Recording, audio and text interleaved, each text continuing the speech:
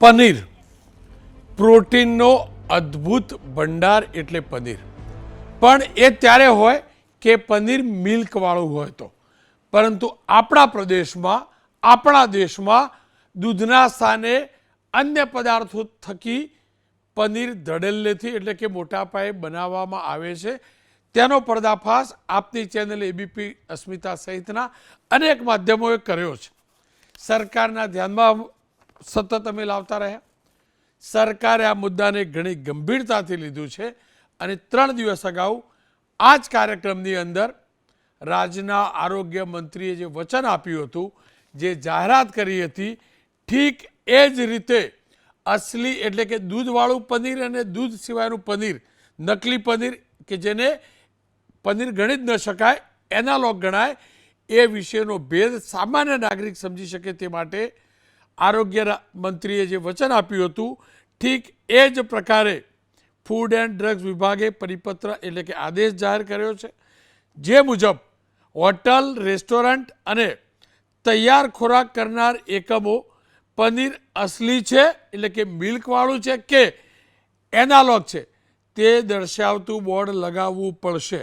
સાથે જ પનીરના ઉત્પાદન, પેકેજિંગ, વેચાણ, લેબલિંગ દરમિયાન પણ સંપૂર્ણ પારદર્શિતા જાળવવા માટેની પણ તાકીદ કરાઈ છે.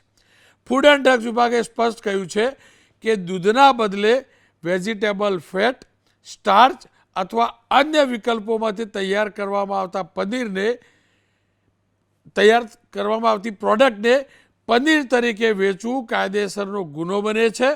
હોટલ અને રેસ્ટોરન્ટમાં તૈયાર થતી વાનગીઓમાં જો એ પનીર મિલ્કવાળું ન હોય તો એનાલોગનો ઉપયોગ કરવામાં આવતો હોય તો તેની જાણકારી ગ્રાહકોને આપવી આવશ્યક છે.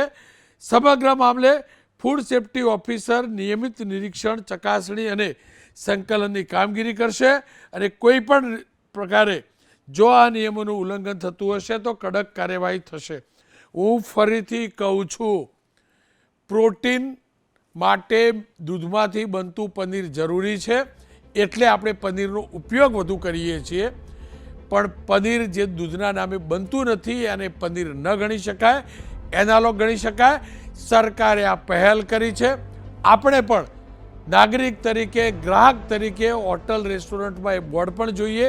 ન હોય તો પ્રશાસનના ધ્યાનમાં પણ લાવીએ અને ન પણ લાવીએ તો એ ચોક્કસથી પૂછીએ ખરા કે હું પાલક પનીર કે પનીર ટીકા મંગાવું છું, જેના ઉપર તમે પનીર શબ્દ વાપરો છો, એ પનીર છે કે એનાલોગ.